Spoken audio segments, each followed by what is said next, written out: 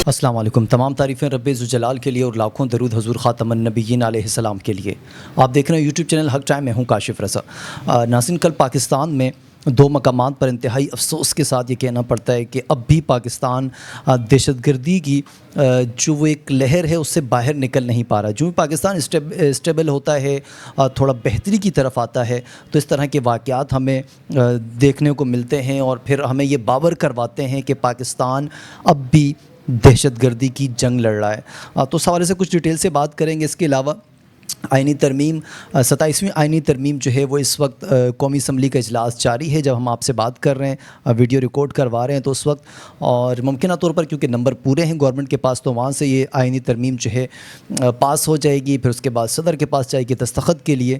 لیکن 27ویں آئینی ترمیم کو جو تحریک لبیک پاکستان نے بھی جو ہے مسترد کیا ہے. اپوزیشن کی جتنی جماعتیں ہیں، پاکستان تحریک انصاف سمیت تمام نے اس کو مسترد کیا ہے. اور جو صحافی برادری ہے یا پھر وکلا برادری، انہوں نے بھی اس ترمیم کو مسترد کیا ہے. تو اس حوالے سے کچھ ڈیٹیل سے بات کریں گے. اور تحریک لبیک پاکستان کے حوالے سے ایک اور خبر ہے، وہ بھی ہم آپ کے ساتھ شیئر کریں گے. لیکن سب سے اہم جو چیز ہے وہ ہے امن جرگہ جو خیبر پختونخوا میں ہونے جا رہا ہے. یاد رکھیں، یہ عمران خان صاحب کا یہ موقف تھا کہ بات چیت سے ہی مسائل حل ہوتے ہیں. تو میرے خیال سے اسی موقف کی تائید کی ہے سہیل آفریدی نے، اور آج امن جرگہ وہاں منعقد ہو رہا ہے اور وہاں سے بھی کچھ امپورٹڈ خبریں آ رہی ہیں، وہ بھی ہم آپ کے سامنے رکھیں گے. اور ناظرین، اگر آپ کراچی میں رہتے ہیں تو کراچی کی ایک امپورٹڈ خبر ہے، وہ یہ ہے کہ آنے والے دنوں میں شاید آپ ایک روبوٹ وہاں دے سکتے ہیں. کراچی میں روبوٹ کیا کریں گے، اس حوالے سے بھی کچھ ڈیٹیل ہیں جو ہم آپ کے ساتھ شیئر کریں گے. لیکن سب سے پہلے ناظرین، تحریک لبیک پاکستان کے حوالے سے جو ہم نے آپ کو بتایا کہ ایک امپورٹنٹ خبر شیئر کرنی ہے، وہ ہے سانحہ مرید کے حوالے سے. کل طلال چودھری وزیر داخلہ جو ہیں پنجاب کا، انہوں نے فیصل آباد میں صحافی کے سوال پر انہوں نے جواب دیا اور انہوں نے کہا کہ سانحہ مرید کے میں کچھ نہیں ہوا. اگر کہیں کوئی 10-20 لوگ مر بھی گئے ہیں تو وہ سانحہ نہیں کہلاتا. آگے وہ کہتے ہیں کہ ہو سکتا ہے گولی چلی ہو، مگر اس کا آرڈر کم از کم میں نے تو نہیں دیا. جس نے دیا ہے آپ جا کے اس سے پوچھیں. تو میرے خیال سے اب تک کی یہ سب سے بڑی سٹیٹمنٹ تھی کسی بھی گورنمنٹ کی جانب سے، ان کے کسی فرد کے جانب سے. کیونکہ اب تک ہم نے بارہا سنا گورنمنٹ کے جتنے ذمہ داران ہیں، جتنے وزیر مشیر ہیں، وہ سب یہی کہہ رہے ہیں کہ سانحہ مرید کے میں کچھ بھی نہیں ہوا. بہت کچھ ہوا تو 2-3 لاشیں گری ہوں گی. اور ہم نے سنا مریم نواز صاحبہ کو، جو سی ایم پنجاب ہیں، وہ بھی یہی کہتی ہیں کہ اگر کئی لاشیں گری ہیں تو آپ مجھے دکھائیں، میں کارروائی کروں گی، میں اپنی پولیس سے پوچھوں گی کہ آپ نے گولی کیوں چلائی.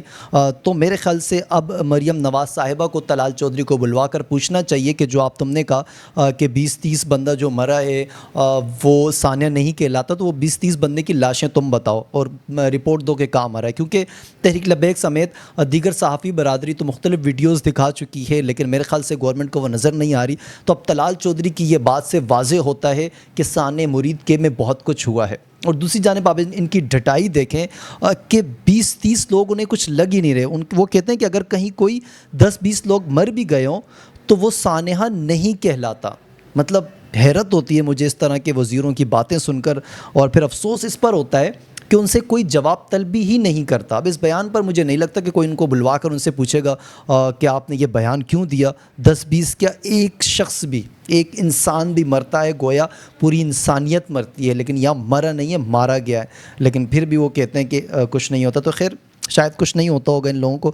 اور دوسری جانب آئینی ترمیم کے حوالے سے تحریک لبیک پاکستان کے رکن شورا سرور سیفی صاحب نے اسے مسترد کیا ہے، اور اس حوالے سے کافی ڈیٹیل سے ان کی ایک ویڈیو جاری کی گئی ہے تحریک لبیک پاکستان کے آفیشیل ذرائع کی جانب سے. لیکن ایک اور پوسٹ ہے جو ہم آپ کے سامنے رکھتے ہیں. سرور سیفی صاحب نے کہا کہ علامہ خادم حسین رضوی نے مشرف سے لے کر باجوہ تک وقت کے فرعونوں کا ڈٹ کر مقابلہ کیا. ہم نے تمام مفادات پرست سیاستدانوں کا ڈٹ کر مقابلہ کیا ہے. تمہاری بھول ہے کہ ٹی ایل پی کو دبا لوگے. جب تک جان ہے فسائیت کا ڈٹ کر مقابلہ کریں گے. رکن شورا اور ممبر مذاکراتی کمیٹی سرور سیفی صاحب. ناظرین، یہ موقف تھا تحریک لبیک پاکستان کا جو ہم نے آپ کے سامنے رکھا. اب کچھ بات کر لیتے ہیں پاکستان تحریک انصاف کے حوالے سے. خیبر پختونخوا میں انہوں نے ایک جرگہ منعقد کیا، اور اس جرگے کی سب سے اہم بات یہ تھی کہ تمام جو اپوزیشن جماعتیں تھیں وہ سب کی سب کو دعوت دی گئی تھی، اور تمام نے وہ دعوت قبول کرتے ہوئے وہاں شرکت کی. حامد میر بھی وہاں موجود تھے. ان کا ایک ٹویٹ جو ہے وہ ہم آپ کے سامنے رکھتے ہیں. وہ کہتے ہیں کہ خیبر پختونخوا امن جرگے میں شرکت کے لیے آنے والے مہمانوں کے استقبال کا منفرد انداز، جس میں پولیس کا دستہ پاکستان جیوے کی دھن پر مہمان کو سلامی پیش کرتا ہے۔ یہ سلامی مسلم لیگ نون، پیپلز پارٹی، جماعت اسلامی اور JUI فیض سمیت تمام جماعتوں کے قائدین کو پیش کی گئی، یعنی کہ بہت ہی خوش آئند رہا یہ جو جرگہ تھا، اور یہ کافی امپورٹنٹ سمجھا جا رہا ہے۔ ناظرین، اور اس امن جرگے میں جو تقریر کی گئی ان کے کچھ نکات اب تک ہمارے سامنے ہیں، وہ ہم آپ کے ساتھ شیئر کرتے ہیں۔ سہیل آفریدی وزیر اعلیٰ KP کا کہنا تھا کہ ہماری سیاست الگ الگ ہو سکتی ہے، لیکن ہم میں ایک چیز مشترک ہے، وہ ہے امن۔ جب بم پھٹتا ہے تو وہ یہ نہیں دیکھتا کہ کوئی PTI کا شہید ہو رہا ہے یا پیپلز پارٹی کا۔ برسوں سے امن کی کوششوں ہو رہی ہیں لیکن امن نہیں آ رہا، تو ہم نے سوچا پالیسی بدلی جائے، بند کمروں کے فیصلوں سے نکل کر تمام اسٹیک ہولڈرز کو اعتماد میں لیا جائے اور ہم مل کر ایک ایسی پالیسی بنائیں جس سے وقتی نہیں پائیدار امن قائم ہو۔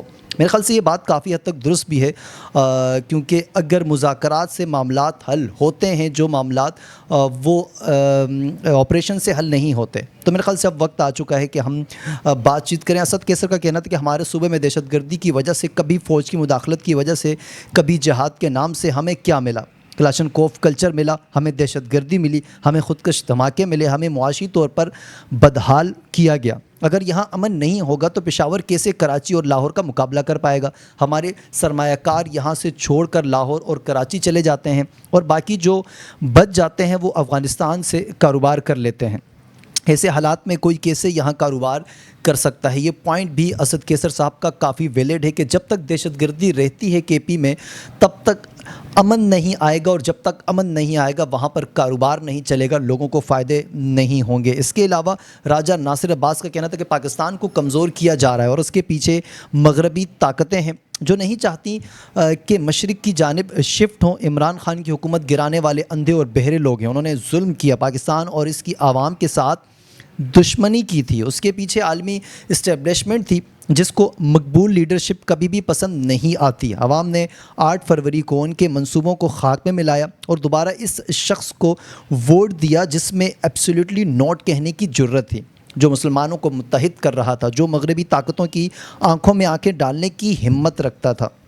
اور اس کے علاوہ ناظرین، صوبائی صدر جنید اکبر کا کہنا تھا کہ طالبان کے ساتھ مذاکرات کے لیے لوگ سیاسی جماعتوں سے نہیں بلکہ کور کمانڈر سے بھیجے گئے تھے۔ ہمارے ہزاروں شہداء ہیں جن کو نہ تو جھنڈا ملتا ہے، نہ ہی شہید کہا جاتا ہے، نہ ہی انہیں کوئی پیکج ملتا ہے۔ تو لیٹس سی، اگر یہ آج امن جرگے کے حوالے سے کچھ زبردست چیزیں سامنے آئیں، وفاق کے ساتھ اور اسٹیبلشمنٹ کے ساتھ مل کر چلا گیا اور امن قائم ہونے کی وہاں کوششیں چلتی رہیں، تو وہ دن دور نہیں جب KP میں امن قائم ہوتا ہم دیکھیں گے۔ ناظرین، اب کچھ بات کراچی کی کر لیتے ہیں۔ کراچی میں آنے والے دنوں میں آپ روبوٹ چلتا پھرتا دیکھیں گے، اس کی وجہ کیا ہے وہ ہم آپ کے ساتھ شیئر کرتے ہیں۔ کراچی میں آئندہ ماہ سے روبوٹس بھی چالان کریں گے، یہ کہنا ہے DIG ٹریفک کا۔ اور اس کے علاوہ وہ مزید کہتے ہیں، پیر محمد شاہ نے کراچی میں ایک تقریب سے خطاب کرتے ہوئے کہا کہ کراچی میں چالان کے لیے ایک تیسرا طریقہ بھی متعارف کرایا جا رہا ہے اور وہ رپورٹس کے ذریعے ہوگا۔ انہوں نے کہا کہ آئندہ ماہ سے ہم مختلف سڑکوں پر نو پارکنگ اور نو ٹو لین کے بورڈ لگا رہے ہیں۔ صدر اور طارق روڈ سمیت مختلف سڑکوں پر روبوٹس چلیں گے، ان کی سپیڈ 20 کلومیٹر فی گھنٹہ ہوگی۔ روبوٹس چلتے ہوئے گاڑیوں کو اسکین کرتا ہوا جائے گا اور جو بھی گاڑی پارکنگ یا ٹریفک قوانین کی خلاف ورزی ملوث ہوگا انہیں چالان موصول ہو جائے گا۔ یعنی کہ اس وقت سندھ گورنمنٹ کا پورا فوکس یہ ہے کہ کراچی میں کسی بھی طریقے سے یہ جو چالان والا سسٹم ہے یہ مکمل طور پر نافذ کیا جائے، پس پشت رکھا جائے کراچی کے حالات کو، کراچی کی سڑکوں کو، عوام کی سہولیات کو، وہ تمام چیزوں کو سائڈ لائن کر کے صرف اس پہ فوکس ہے ان کا کہ کراچی میں چالان کر کے لوگوں کو کس طریقے سے دبایا جائے یا پھر قانون کے کٹہرے میں لایا جائے۔ حالانکہ انہیں خود قانون کے کٹہرے میں آ کر یہ جواب دینا چاہیے کہ پچھلے 4 دہائیوں سے میرے خیال سے یہ گورنمنٹ ہے ادھر پاکستان پیپلز پارٹی کی، لیکن کراچی کے حالات جوں کہ توں بلکہ بدستور خراب تر ہوتے جا رہے ہیں۔ اور اس کے علاوہ ناظرین کچھ اور خبریں بھی ہم آپ کے ساتھ مختصر سی شامل کر لیتے ہیں۔ افغان طالبان حکومت کا تاجروں کو پاکستان کے ساتھ تجارت ختم کرنے کا حکم، 3 ماہ کی مہلت دے دی ہے، کیونکہ پاکستان اور افغانستان کے درمیان معاملات ٹیبل تک پہنچنے کے باوجود حل نہیں ہوئے، تو اسی لیے کشیدگی برقرار ہے۔ اور کل جو کچہری میں دھماکہ ہوا اور اس پہ کہنا تھا خواجہ آصف کا کہ ہم اس دھماکے کی بھرپور جواب دیں گے اور ہم ہرگز پیچھے نہیں ہٹیں گے۔ اور ایک جانب بھارت میں دھماکہ ہوا تو وہ الزام پاکستان پہ لگاتے ہیں، اور پاکستان، بھارت، افغانستان یہ تینوں اس وقت حالت جنگ میں سمجھے جا رہے ہیں، جو آنے والے وقتوں میں شاید کچھ بھی ہو سکتا ہے ان تینوں ممالک کے درمیان۔ ناظرین، یہ تھی ہماری آج کی ویڈیو۔ اگر آپ کو ویڈیو پسند آئے تو اسے لائک، شیئر اور کامنٹ سیکشن میں جا کے اپنی رائے دیں۔ چینل کو سبسکرائب کریں۔ کاشف رضا کو اجازت دیجیے، اپنا بہت خیال رکھیں۔ اللہ حافظ اینڈ پاکستان زندہ باد۔